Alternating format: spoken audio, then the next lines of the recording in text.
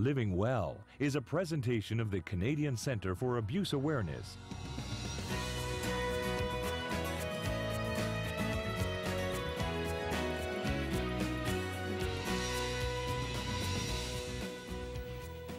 It's Sunday night and welcome to Living Clean, Living Well. Last week we had two incredible men on the show. Rick Osborne and Marty Cosgrove came on to tell about what had happened to them with their past dealing with addictions, their road to recovery, and then they went on to talk about what they're doing to help other people. Now, obviously, they struck a chord with all of you because I have not seen our phone lines light up like they did last week for quite some time. It's obvious that you have a lot of questions to ask. Perhaps there's a lot of pain that perhaps you're dealing with right now. Maybe you're confused and struggling. And a lot of you were saying, hey, I'm so glad that we found your show. I'm glad that you did too, because I really felt that we needed to follow up last week's show, and we'll keep the conversation going. So we're just going to be putting it open to general questions about addiction, substance abuse, trauma, and who better to offer another opinion than our regular contributor, Dr. Vera Tarman, who is the medical director at Renascent. Welcome to the show. Hi, Teresa. You know, I mentioned it was just something else with the way that the phone lines lit up. Here we are in the summer months, and a lot of people in pain. Are you folks really busy at Renascent right now? Yeah, we're really busy at Renaissance, and also this is the season of the patio, and there's there's alcohol now everywhere you go. Mm-hmm. It's also the time when there's a lot of events happening, Caravana, and then reasons for people to party. Mm-hmm.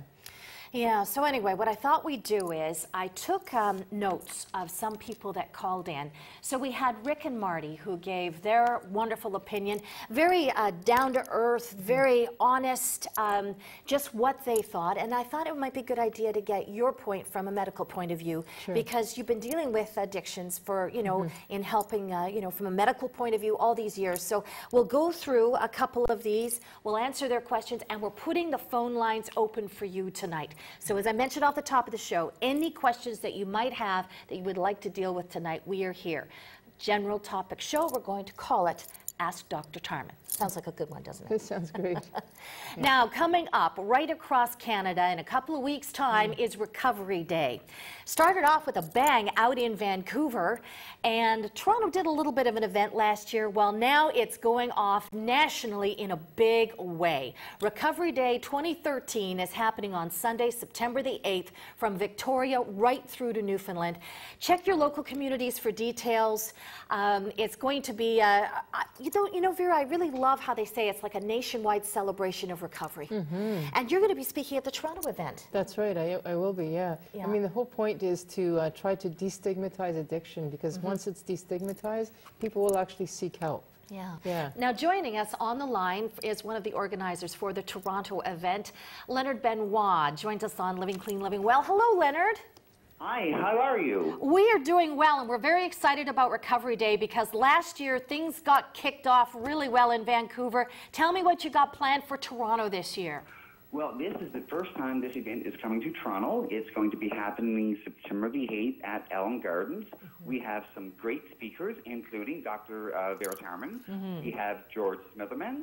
We have Rick McKinney, Ann Dossett Johnson. We also have Todd Ross, and it's actually from the Aboriginal community. Wonderful. Plus some big entertainment like the Big Drum, Richard Glennett, Dave McIntosh, John McIntosh. Yeah, we have some great entertainers lined up. Yeah, it sounds like it's going to be a great day. What time does everything kick off in Allen Gardens? We are going to start our celebration at 1 o'clock, and we're going on until 6 o'clock in the evening. Of course, we'll be on site earlier in the day to set up, so any volunteers out there with some extra time on their hands, by all means, come to Allen Gardens. We can definitely utilize you. And how long you've been organizing this one, Leonard? Well, I actually started organizing it, it was in, I think it was October, when I had made initial contact with Anne-Marie McCullough in Vancouver. I was curious as to what it was. And after having a 2-hour conversation on the telephone with her, I thought, God, this is great. Like, we can do this. Why is Toronto not here? Yeah. So I just sort of left it for a little bit and just sat with it. Shortly after Christmas, I got some very key people involved that, were very supportive and kept saying, we can do this, we can do this. Mm-hmm. I now say to those people, when I have an idea like this, please talk me out of it. Well, Leonard, we don't want to talk you out of it because you're doing such great work. You tell me, and the final word from you, why is it important to have something like Recovery Day going on across Canada?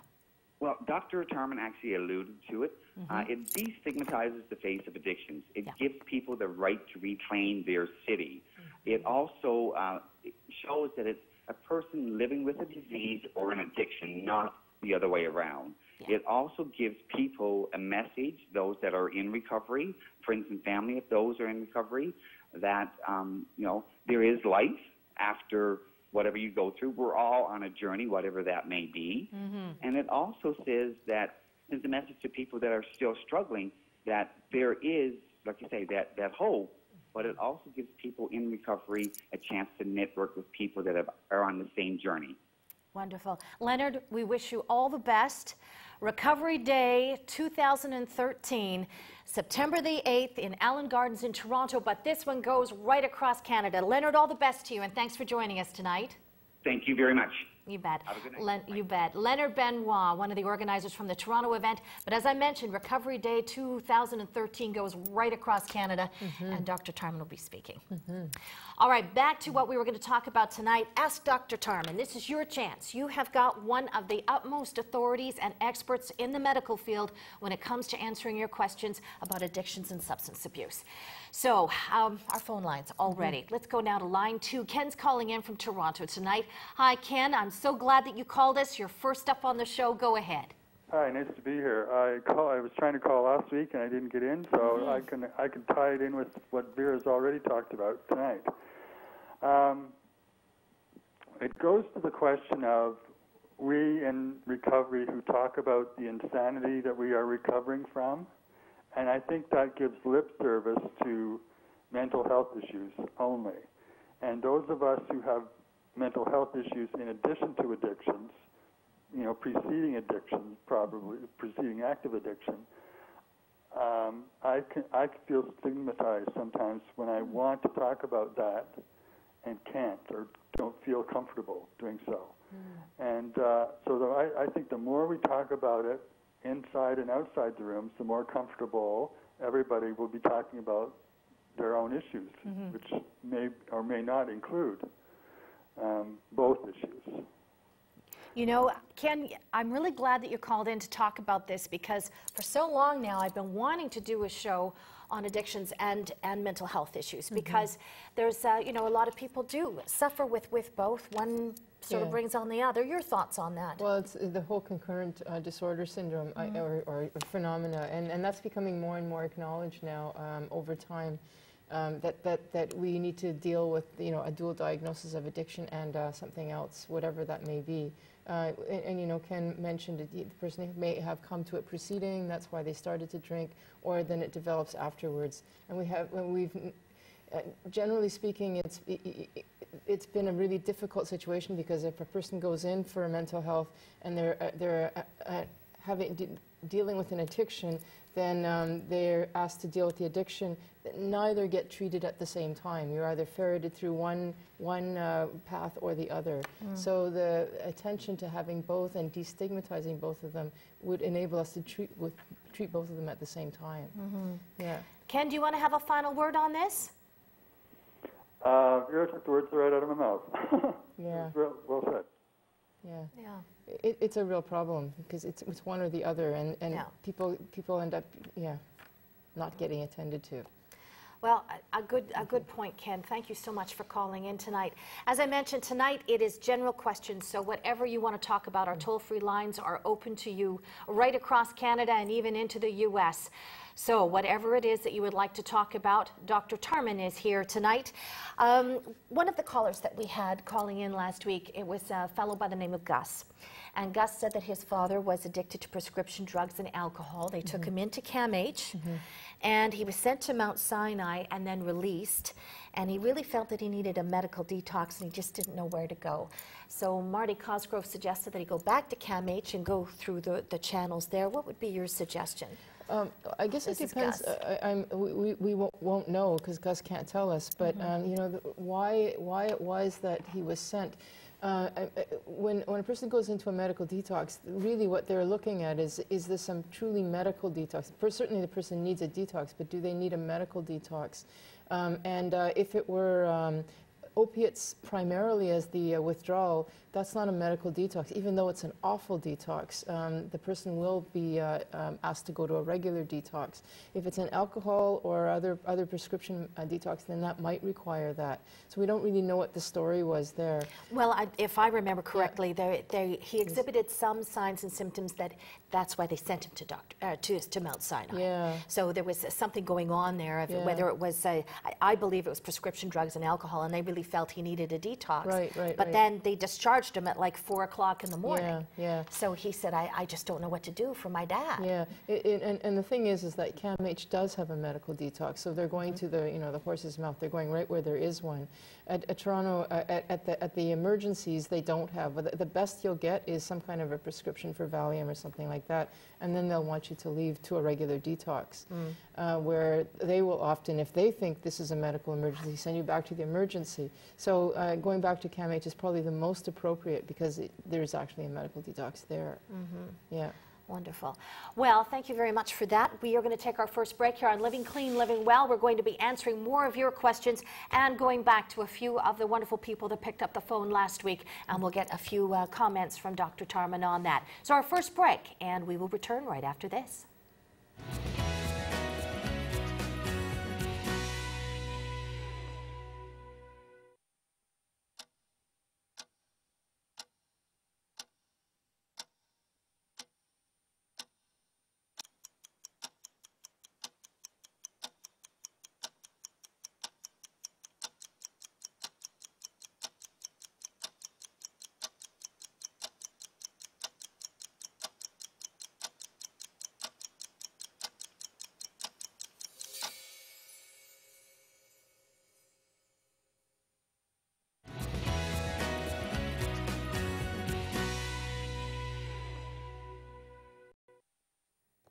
Welcome back to the show, everybody. Dr. Vera Tarman, the medical director at Renaissance, joins us this week. It is Ask Dr. Tarman week. So general questions, the phone lines are open for you. Let's go tonight, line 1, and John's calling in from Toronto tonight. Hi, John. Welcome to the show. Have you got a question or a comment for Dr. Tarman? Actually, I just have a comment. Sure. I was on opioids for rheumatoid arthritis. Actually, it's repetitive strain injury. And I'm 50, well, I'm going to be 59%. Anyway, they gave me 20 milligrams. Well, it doesn't really matter, I guess. But the opioids, what happens is you build a tolerance. And then I was getting them streetwise because the prescription only allowed so much. I know that's not a good thing to do and all that. So At least you're honest. Sorry? At least you're honest, John. Hello? Yeah, go ahead, dear. Yeah, so anyway, I quit myself. I said I had to quit because it cost me too much money and I didn't want to do them anymore. And my pain, I controlled it for other ways, just through mind and through, spiritual type thing, maybe a little bit. I don't know about that, but anyway, so all I'm saying to people is you don't have to go into the pharmacy every day and take methadone or necessarily the other drug. I forget what it was. Suboxone. But they go in every 2 days, and my goodness, it's like you're a slave to the darn things. You can get through it. You just got to be really disciplined and do it for like 3 or 4 days. It's horrible, but ask your doctor for help, and he'll give you something to help the withdrawals for it. And it works, really it does. I'm an old guy. If it works for an old guy like me who's been around a long time, I've worked all my life. If it works for me, it can work for a 20-year-old or a 15-year-old or a 30-year-old. Believe me.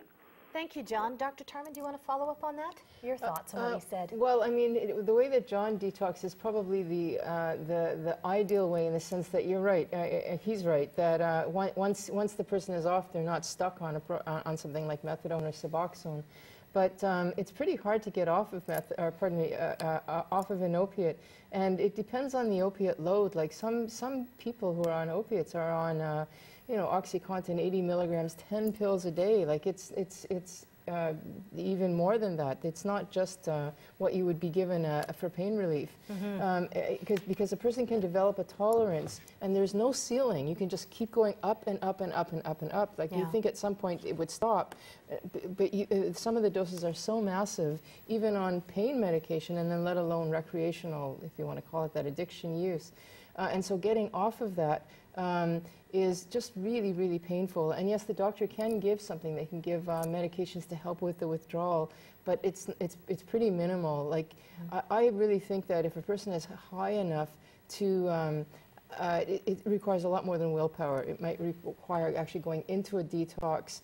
If you're going to do it cold turkey, I don't think, at a certain point, I don't think you can do it alone. I mean, someone is going to have to lock the doors and lock you down, because you'll go crazy. Yeah.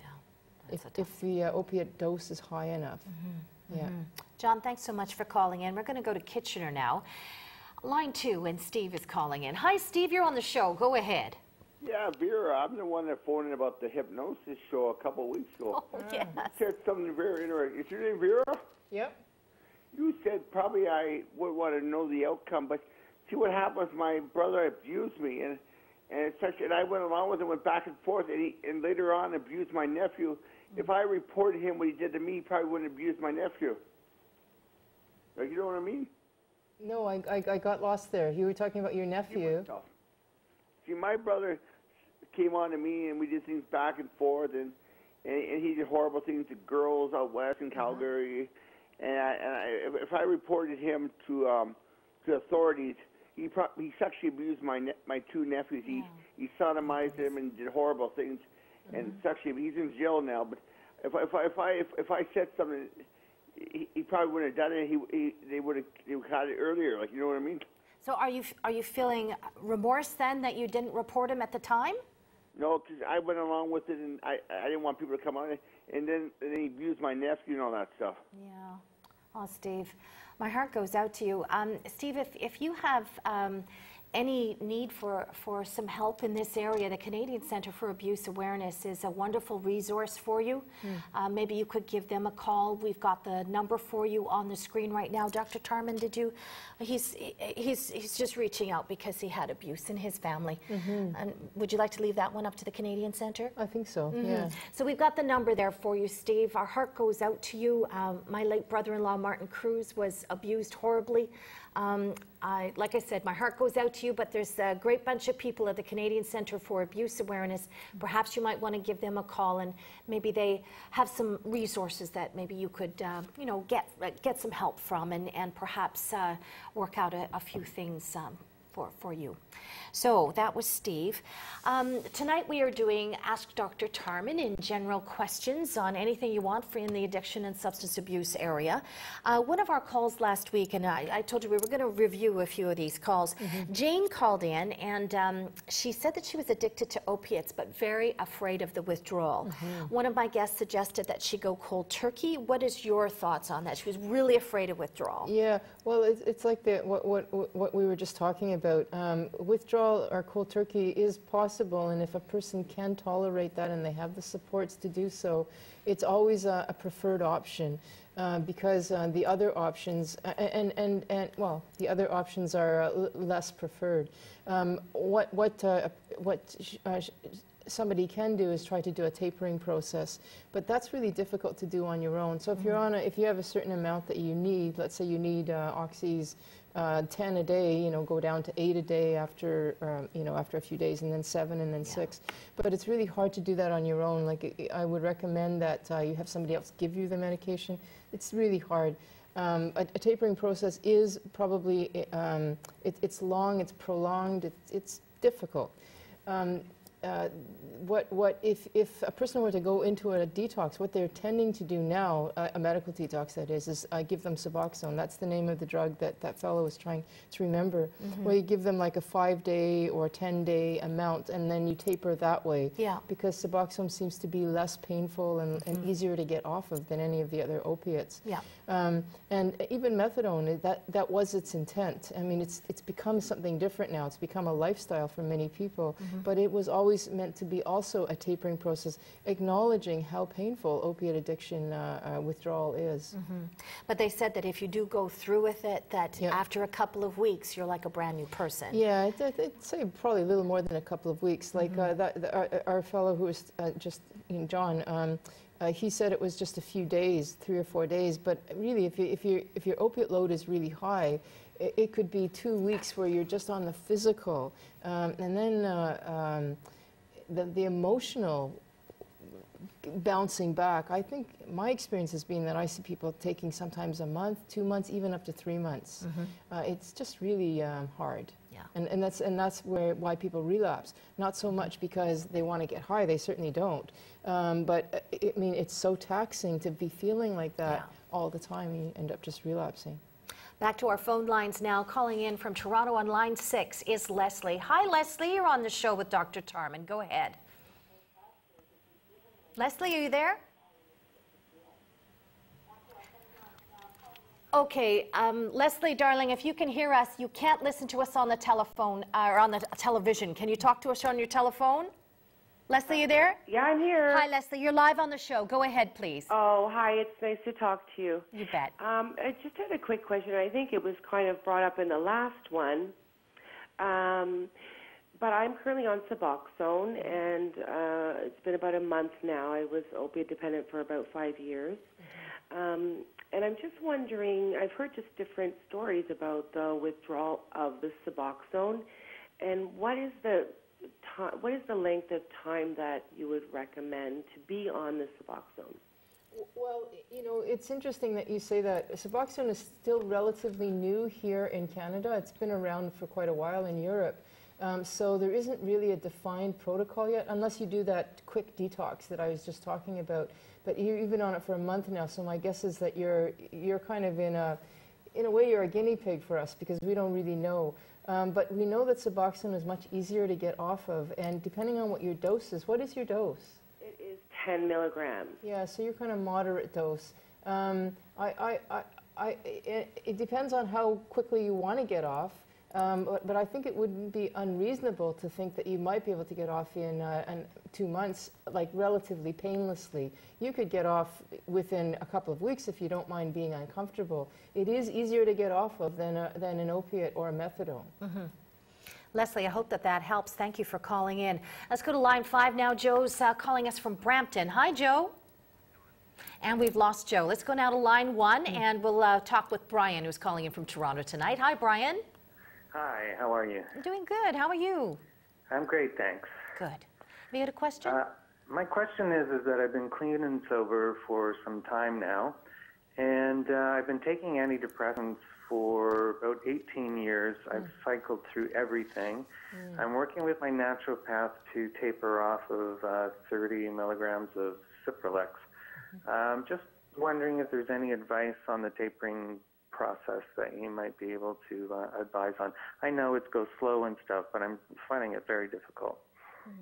Yeah, you know, it's interesting that you bring that up, you know, in the context of, you know, withdrawal from opiates. There is also withdrawal from antidepressants, and some people, I can't really figure out what it is. Some people have a really hard time getting off of antidepressants, and other people less so.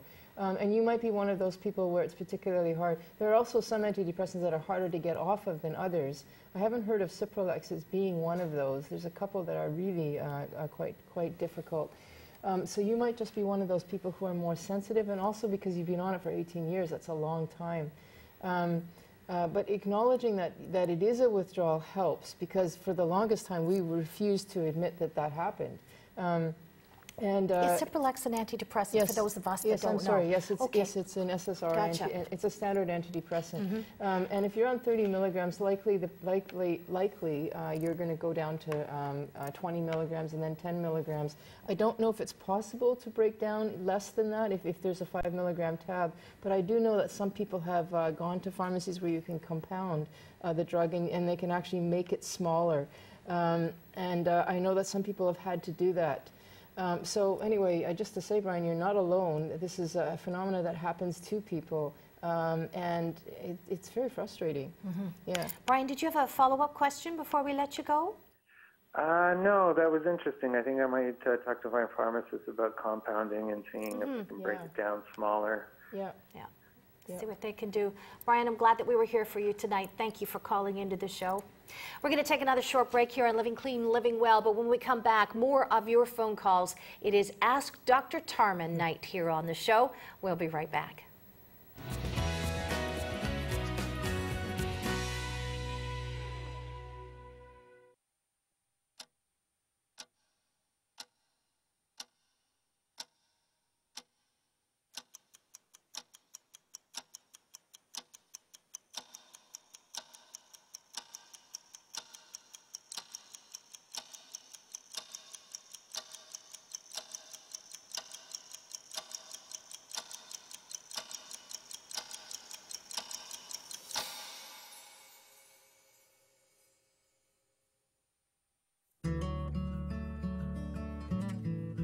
I've had numerous opportunities to get into addiction counseling over the past 5 or 6 years. This one at New Awakenings really appealed to me.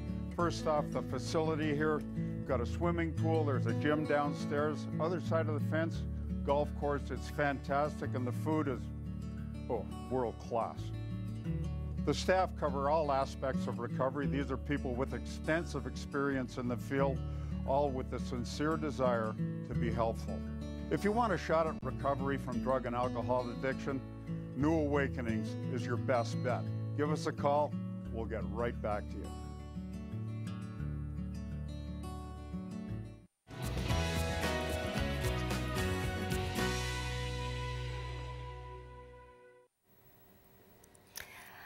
You're watching Living Clean, Living Well, live here on CTS on this Sunday night. So glad to have you along. I'm your host, Teresa Cruze, and Dr. Vera Tarman is with us tonight, and we are taking general questions, so our toll-free lines are open.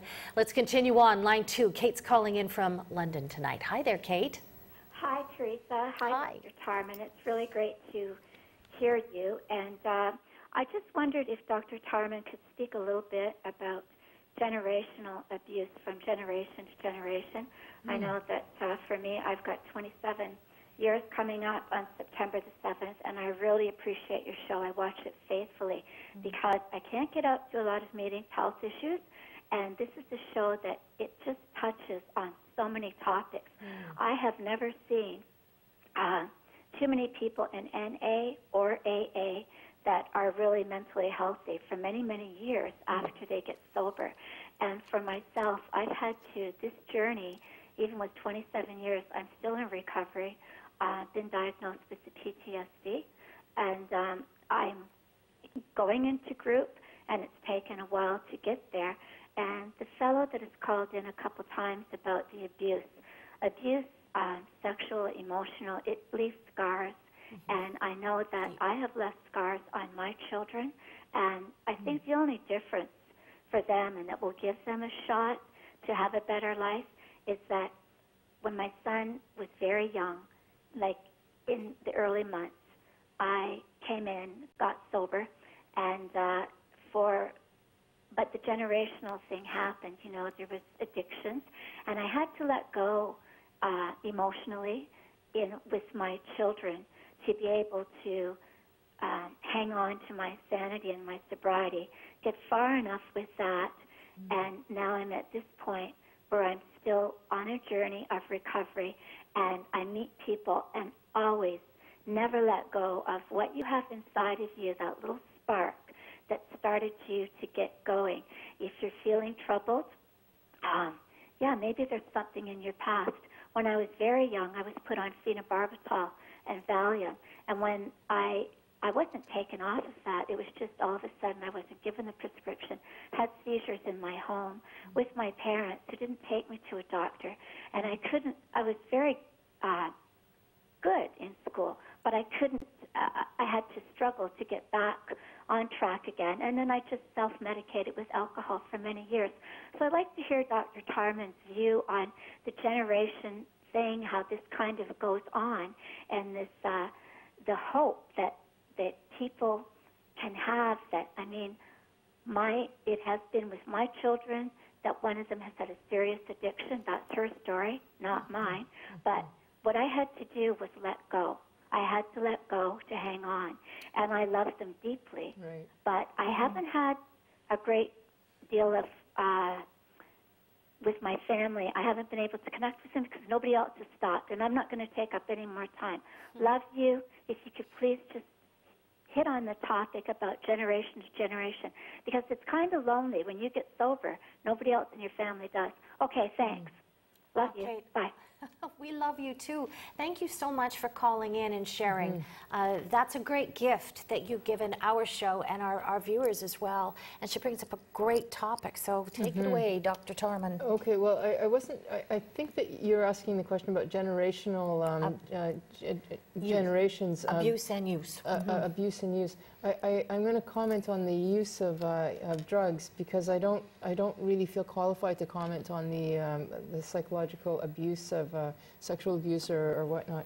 But I do know that there is a genetic component to addiction, and it certainly makes sense that I mean, addiction is multi-layered, of course, but there is a genetic component. So a person who has a parent who's alcoholic or an addict is much more predisposed, and if they have two parents, they're even more predisposed. And so then they carry the gene, as it were, and then their child will as well. Like, I mean, that there's no question about that. Well, there's no question that there is some level of that. And then, of course, there's the whole psychological too. If you grow up in an environment where you see people coping and living in with that life, that's what you learn, and that's what you know well. That's the hell that you're familiar with. So we've got both levels as well there. The other thing I heard you say was that you've learned to let go, and I think what you mean by that is that you're not trying to take on responsibility that's not yours. Like, your child's life is your child's life, and I think that that's a really important message that people need to hear. You know, expand on that. Well, you know, Kate could be feeling quite upset about the fact that her child is an addict now. And that's not going to help her or the child at all. And it's not Kate's fault that she's in that situation, that she's got the genetics, she's had her own home environment. You know, what we can do is do the best that we can, which I believe that she's doing by going to the groups and wherever she can get help. And then beyond that, it's just not our script to follow. And taking over responsibility is of no use. You just feel guilty, you feel remorseful, you're not helpful. Yeah. So if you've got a genetic link in your family, it's a disease. How do you help your children cope and to get over some of the social hurdles? Well, you can be aware as a parent, if you are of mind to do so. Now, if you're drinking yourself or using yourself, you won't. To know that this person is predisposed, to try as much as you can to watch who they're going to hang out with, because peer group is so important. If you can avoid, if you can get them involved, we know that if a child gets involved with the school activities and sports, that's going to be a really big bonus. So if you can kind of steer your child the best you can, that's really all you can do, I think. You can't stop that from happening, but you can help them not be exposed as much. Tonight it is Ask Dr. Tarman here on Living Clean, Living Well. The floor is open for you. So our toll-free phone lines are open. I just want to give a quick shout out to Recovery Day 2013. It's the top of the hour right now. And I'd just like to tell everybody about this great event going on from coast to coast, Sunday, September the 8th. So you can see all of the cities that are involved. So check with your local community. I'm sure somebody's heard about Recovery Day in your particular city, if you're mentioned there on the board. And And also, we had earlier tonight Leonard Benoit on, one of the organizers of Toronto. Dr. Tarman will be there. Allen Gardens in Toronto is the place to be on Sunday, September the 8th. And there's going to be a lot of speakers, and it all starts at 1 o'clock. And also another great event in Hamilton. So really, right across this great country of ours is Recovery Day 2013. So we just thought we would mention that. Back to our phone lines now. Line 4, Bianca's calling us from Toronto tonight. Hi, Bianca, you're on our show. Go ahead. Bianca, you there? You can't listen to us on the TV. 576-8144. Hey, hon. No, you're live on the air. Do you have a question for Dr. Tarman? Hi. Hi. How are you? Good. How are you doing? I'm good, thank you. Have you got a question or a comment for Dr. Tarman? I have a question. Yes, I do. Go ahead. I have a son who's in his 20s. Can you hear me? Yes, we can. Go ahead. Hello? Yes, Bianca, we've got you, honey. Go ahead. Bianca, you can't listen to us on your television, dear. You have to talk to us on your telephone, okay? Okay. Can you hear me? Yes, we can. Please go ahead. Okay, sorry. No problem. Thank you. Okay, I have a 24-year-old son who was doing marijuana. Oh, they can't hear me. Bianca, we can hear you, dear. Go ahead. Can you hear me now? Yeah. Yes, yes, go ahead. You had a 24-year-old son who was using marijuana. Right, who used it for quite some time. He stopped using it. He went into psychosis. And then he is now hallucinating. And I'm not sure what to do. He doesn't want to seek medical help. And obviously his age deters me from not getting him help. And I'm very concerned about him. He keeps getting extremely severe headaches. And he's hallucinating at the same time. When did he stop taking the marijuana? Sorry? When did he stop smoking marijuana? 5 months ago. Oh, okay. Okay. Shall Go I say ahead. something? I mean, first of all, I want to say that the incidence of psychosis and schizophrenic type symptoms from marijuana is actually much higher than depression, anxiety, any of the other concurrent disorders. So that the fact that this happens is not that unusual for your son. The fact that it's been 5 months, I would worry about that. Does he have a doctor? I mean, you're right. You can't tell a boy to at 24 he's not a boy anymore. But if he's a danger to himself or to others, his doctor should know about it. I mean, you can call 911. If he's actually in a psychotic break where he's having psychosis, if it's a danger, you can call the emergency response. And if it's not a danger, I would strongly recommend that he see his doctor to treat the symptoms, because they're very treatable. Yeah. And it is something that can happen from marijuana use, and I know that people who smoke marijuana don't like to know that, but we addiction doctors see that, and that's one of the reasons why we're often usually quite concerned. So you say it's treatable. What would they do for her son? They would give him antipsychotic medication. Like, it's not like that they would take him into the hospital unless he's a danger to himself or somebody else. It would be actually probably quite a straightforward medical appointment. You get a prescription, not forever, just until the psychotic symptoms subside. Yeah, it's actually quite treatable. Oh, there you go. Yeah. So, Bianca, there you go. You've got some good resources there from Dr. Tarman. Check with your doctor, and hopefully you can help the son. And folks, I need to remind you, we're on a delay here. That's the way it all works in television. It's a slight delay. So if you're listening to us on television, you can't talk to us. You have to turn down your TV and just talk to us on your telephone, and that'll make things much smoother. Let's go back to our phone lines. Line 1, Mark's calling in from Hamilton. Hi, Mark, you're on our show. How are you? Good. I just had a question for the doctor. Maybe she could answer. It's actually a two-part question. Okay, go ahead. Hello? Yeah, we're listening. Go ahead, Mark. Okay. I was just wondering if going into a treatment center, say through your workplace or whatever, of course, there's a lot of questions asked, and on the levels that you're on medication, like a 5 ml or blah, blah, blah.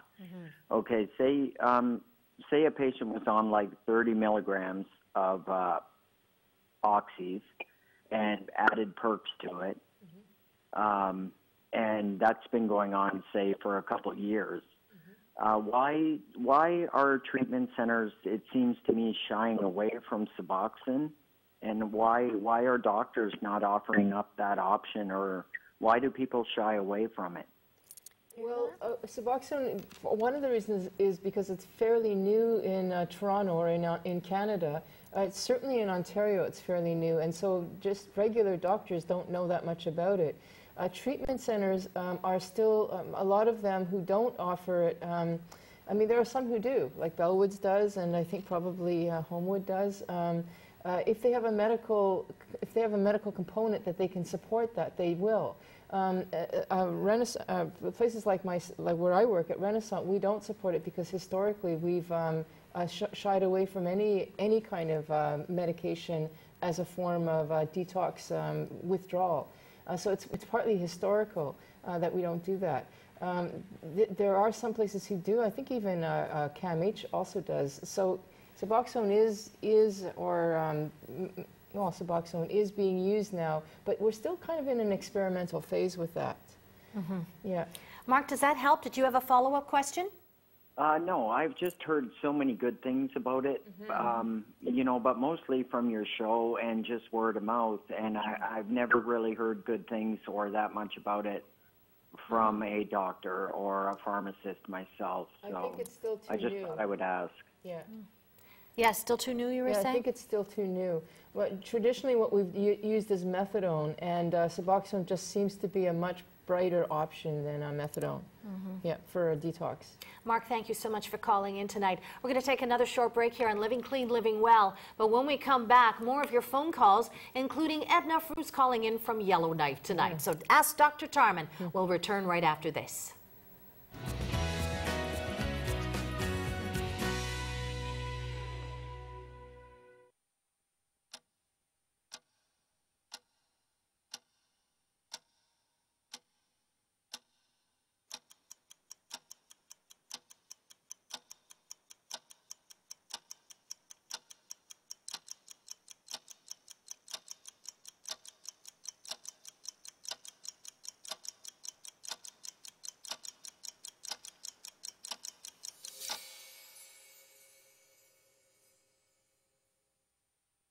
Statistics state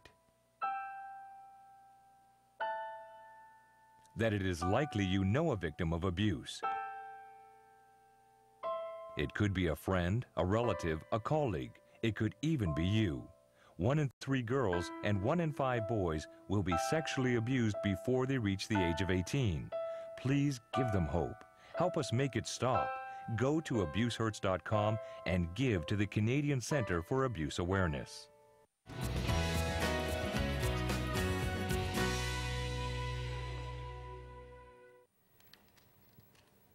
We are live tonight here on CTS, and we are glad to take your phone calls, and especially our next one with Dr. Tarman. Let's go to Yellowknife now, and calling in on line 2 is Edna. Hi, Edna. So glad to hear from you. Oh, hi. Hi. Go ahead. You're live with Dr. Tarman. Yeah, it's actually it's the first time I'm watching your show, and I find it like a really good resource. Good. But however, looking at your for September the 8th there, that across Canada. The Recovery Day, yeah. Yellowknife wasn't on the list or anything? No. I asked for a list of where all the recovery days, it's pretty new, Edna. It was just last year that they got started. That's right. Vancouver kicked things off, and I had heard there was a small gathering in Toronto, and then it literally grew like wildfire. So those were the cities that we were told about that were actually holding events. And if there is one being held in Yellowknife, Edna, I would love to know about it, and we can talk about it as well on the show. So I don't know. Have you heard of one in Yellowknife? No. I think, Edna, it might have to be you that does it, because the person who set it up. I mean, Leonard. He just said, I heard about it and I wanted to do it, and he's the one that actually did it. So it's that grassroots at this point. We're right at the brand edge. new, brand new, Edna. Yeah. Did you have any other questions? Edna, you still there? Yeah, I'm still here. Yeah. Hey, hon, did you have any other questions? Well, I guess maybe just sort of like for the Northwest Territories, we like our resources are so limited. They just shut down our only treatment center which was located in Hay River. Really? And if like in the Northwest Territories, I mean, if you're in Yellowknife, you'll notice the alcohol abuse and yeah, I don't know we why have they would shut a it lot down. of street people in town. And there's no facility or any treatment programs for them to attend. Oh, wow. So, like, I mean, like your program, I mean, it reaches out to the major cities where there's lots of resources. And in the Northwest Territories, we're so limited. Yeah, I'm so glad that you caught us on the air tonight. Maybe you could spread word about our show, Edna. I don't know what you're watching us on right now, what your carrier is, but the last time I checked, Bell was 655 and Shaw Direct is 351 or 355. They seem to go back and forth on the numbers. I'm so glad that you found us, and please spread the word in Yellowknife that we are here live every Sunday night at 11:30 for 1 hour, and that's 11:30 Eastern time. So, you know, whatever time zone that you're in. And yeah, spread the word. And also, Edna, we're going to be talking on September the 8th, and I'm going to be talking to a few people from across Canada about what Recovery Day was like in their area. So that might give you folks maybe an idea in Yellowknife to start your own Recovery Day. Because like you said, Leonard was saying, you know, I just heard about it, and then he got so involved. Yeah, and to his surprise, it just caught on. Yeah. So Edna, thank you so much for calling in. As I mentioned, we had a lot of phone calls last week from a lot of people that were in pain, and I wanted to get Dr. Tarman's take on a case they're watching tonight. Teddy called in, and she said that she had been sober for 4 years, but a lot of things had happened lately, and she was really feeling the need to use again. So she was talking about the cravings and wanting to go back. And what are your thoughts when a patient comes to you and said, you know, I can't take this anymore, I really want to use again? What's your guidance? Well, you know, when a person talks about having cravings, like you mentioned earlier, like addiction is a disease, and the cravings don't ever go away. They're always at risk anyway. And when a person is under stress or they're in a circumstance where things are particularly even happy, even too happy, cravings come up. And how to deal with those cravings, well, first of all, recognizing that you're going to have them again and having a sort of relapse prevention plan. So the fact that she feels that way. What was the name? Teddy feels that way. That's pretty normal. It's probably a flag that something's up that she needs to attend to. But what does she do with the cravings? So a relapse prevention plan is a good idea. And the thing you really need to know when you have cravings is don't try to do this on your own, because when the mind is in craving mode, it begins to think about ways that it's going to drink, like or use, and so you want to get out of this. You want to stop being in charge and ask somebody else to help you, because your thinking is now, or whoever is now suspect. And that's why we always say you should have a phone list of people to call. If one person's not available, call somebody else. I would certainly say that I don't know if she's going to any 12-step programs, but to introduce herself to them to get that support. She can call the numbers, support line numbers that will do the same thing. You know, Dr. Tarman, I'd like to talk about those resources that we have right now. I'm starting to gather some resources. I'm trying to make them as national as I can, because this is a national show. Of course, there's a lot that are based in the Southern Ontario region, but there are some that are national for you. So I'd just like to show you some of the resources that are available out there. The 211 or 211 number. Jeff, if you want to put that board up for me. There we go. So resources to help. So this one obviously is based in Toronto. So 211. So if people just dial that, Dr. Tarman, you can get some help there? That's right. You can even look at online as well. Yeah, you can go to their website there at 211toronto.ca. DART is another one. Could you tell me about DART? Well, DART is like an agency that you would go to and say, I'm having troubles. I think 211 is probably more immediate. But DART, and then if you're not sure if you want to see a counselor or what kind of treatment center you want to go to, it'll actually help you kind of ferry you through the system to the most appropriate place for yourself. Very good. Similarly with Mars. Same thing as well. And then, of course, we've got all of our treatment centers. Of course, Renaissance, which you are the medical director of. Turning Point Detox is a great friend of this show, a great supporter. New Awakenings Wellness Center is a great supporter. I know of the folks of Fresh Start Recovery Center. I have toured their facility in Calgary. They are outstanding. Men-based program. And Last Door in Vancouver, the two gentlemen have been on several times when they are traveling here in the Southern Ontario region, and they have come to visit us. They are also doing great work and also very involved in Recovery Day in Vancouver out there. So let's go back to our toll-free lines. It is Ask Dr. Tarman night here on Living Clean, Living Well. Let's go to line 1, and Mike's calling in from Aurelia. Hello there, Mike. Hi, my name is Mike. I live in Aurelia. I've been sober in AA for just a little over 6 years now. My sister has recently, I guess, well, for the last 5 weeks, been in treatment at Greenstone in Bala, and for alcohol and drugs. And I'm just kind of want to ask the doctor what to expect, because it's a 6-week program, and she'll be out of there probably within the next week or so. I'm just kind of wondering what to expect, and basically how I can help, and that's about it, yeah. Well, I don't know that program well enough to know if they have any, or what kind of follow-up they have. Often there's, when people go into Renaissance, there's often some kind of follow-up, so that you're not just left, you know, cold into the after you leave the program. So I would probably, as a support to her, it sounds like you want to be a support, find out what her backup is, or her follow-up is. My guess is that they will have introduced her to a 12-step program, and you're already, it sounds like, did he say that he was part of one? I said he's sober. Are you part of one? I don't remember. You said you're sober for 6 years. 6.5 years in AA in Aurelia, yeah. Yeah, okay. So I would say be a friend to her and bring her to meetings. Find out what kind of support she has from the Greenstone, and be as open as you can be with how she is, because she's going to be coming into a new world for herself, you know, a sober world.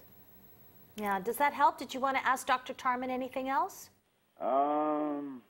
Well, yeah, there was one other small question. I won't keep you too long. That's fine. That's what we're here for. I have a nephew who I phoned him a couple months ago. He's on you know, those carries they get, methadone or whatever. Yep. And they were talking about Suboxone, and the last time I talked with the doctor on the telephone, like I am tonight, and it's basically wondering, I don't know what's going to be done for him. He's my sister's son, and the whole family, like most of the kids, there's 3 kids, and 2 of them are like into the drugs and everything, oxys and all that, and I guess he's into crack now and everything, and it's just making it scary for all of us, you know, basically. And I don't know if the doctor would have any. He's about 24 or 25. Yeah, so it's a mess. He's living with some girl. I think she's involved in drugs as well, and she's 24, and she has her 4th kid is coming along, and apparently it's his. And yeah, he's not able to work or anything, and the parents just sacrificially give him money for whatever he needs and that, and it's just, yeah, so. And that's the son of my sister, who's the one that's in Greenstone. So. Yeah. That's the son of your sister. Wow. Wow. It sounds then. You know what? Another thing you can do for her is to help. It sounds like she's going to be going into an environment that's pretty much the same as the one she left. That's pretty hard to stay sober in and clean in. So another way that you can help her is to help her find a way to have some clean friends and some clean connections, because that sounds pretty toxic for her. And as far as the son goes, boy, he's in I can see what you mean. That's a pretty messy situation. Yeah, I don't really know what to say. I mean, it would be nice if people could just leave, but you know, he has a partner. He's got a baby on the way. Yeah. He's got an uncle that cares, though. Yeah, he's got an uncle that cares. That's right. That's right. And you're hooked into the program, and I would just say be a really good example for them, so that they can see what sobriety looks like. Because they're unhappy in their addiction. I can assure you of that. There's one resource that might work for you. My guest last week, Rick Osborne, Google Truth for Teens. Now, I know that your nephew is older. He's 24, I think he said.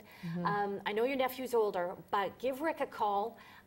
He's doing some pretty fantastic work with the younger generation, and might be some answers there for you. So Rick said the best way to get him is to Google Truth for Teens. And if you folks have any resources that you would like to share with us, find us on Facebook and let us know. Please post on our Facebook site. You'll see it there, Living Clean, Living Well. And I'm going to get some boards made up. And it's also all of those resources that I will be building on as well are going to be on our website. In fact, they're there right now. So I'd like to include even more of a list. So no matter where you are in Canada, send us a message by Facebook and we will put your resource on there. So you just go to abusehurts.com, which is the Canadian Centre for Abuse Awareness, and go on there, find our logo. You have to toggle down a little bit, but when you find our logo for the show, click on where it says read more, and then it'll come up and we have a resource page there for you as well. So I hope that that's helpful. Also, another great resource that you're involved in is Recovery Wire magazine, and they come out a couple of times a year, really trendy, right to the moment, right on topic. You write for them as well. I do, yeah, and it's actually every 2 months. We're hanging in longer than that. Yeah, Dee Christensen, the editor-in-chief, has been on the show before as well. So Recovery Wire magazine, find them online as well and request your free copy. So once again, a great resource. Just quickly, I've got about a minute left, so don't forget about Recovery Day. I've been telling everybody about it. Let's tell them again in case you just found us. Sunday, September the 8th, and you can go to any of your communities and find out whether or not there's an actual Recovery Day event that's going to be taking place in your neck of the woods. And it's brand new, it's grassroots. Started out in Vancouver last year, and now we've got lots and lots of cities. Even Nanaimo's taking part, and Victoria, Vancouver, Calgary, Edmonton. It's going to be fantastic. And of course, here in Southern Ontario, you've got Hamilton, and then you're going to be speaking in Toronto, That's right? right. That's Allen right. Gardens. What Yes. time does it kick off? 1 o'clock. Yes, 1 o'clock. Thank you. We're going to have to put that in your day timer. Yes. 1 o'clock. Yes. No, I'm just teasing you. So, folks, we're going to be back with final thoughts from Dr. Vera Tarman right after this short message. But, you know, it's been wonderful that you have taken the time to pick up the phone tonight and talk to us, because you are a big part of this show as well. So our final break and then final thoughts right after this.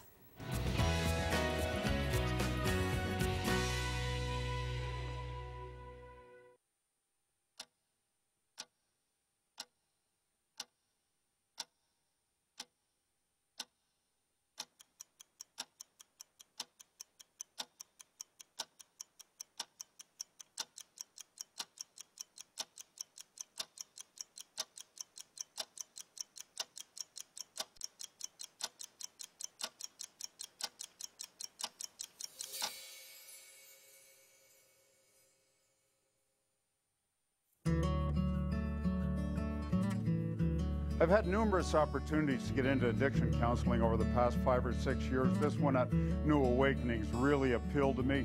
First off, the facility here, got a swimming pool, there's a gym downstairs. Other side of the fence, golf course, it's fantastic, and the food is, world class.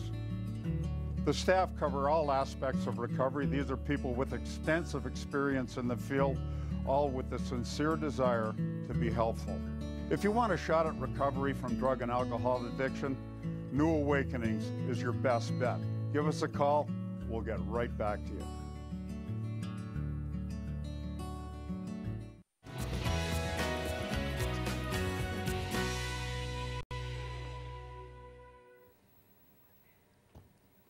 At the top of this show tonight, I asked all of you if you wanted to pick up the phone and give us a call, and I'm so glad that you did. We are Canada's only live interactive television talk show that goes across this great country of ours and even into the States, very proud of that as well, that deals with addiction, substance abuse, and trauma. We're always glad to have Dr. Tarman here. She is our regular contributor. Final thoughts tonight? Well, just for the people who called in, thank you so much for calling in. I mean, your bravery and courage to speak out about your concerns means that other people know that it's okay to talk about this. We have a day like Recovery Day to destigmatize addiction, but it's really the callers who take the first step and to say, this is a problem and I want to talk about it. And so it's no longer in the closet, it's actually out there. So thank and you. like our last caller, Mike, you know, such a great uncle and caring and keeping the lines of communication going in the family. And Edna calling in from Yellowknife as well. It was so glad to hear from her. And Edna, keep watching and please spread the word. Dr. Tarman, thank you for joining us. Thank you. And thank you for contributing to Living Clean, Living Well. I will see you again next week. So long, everyone.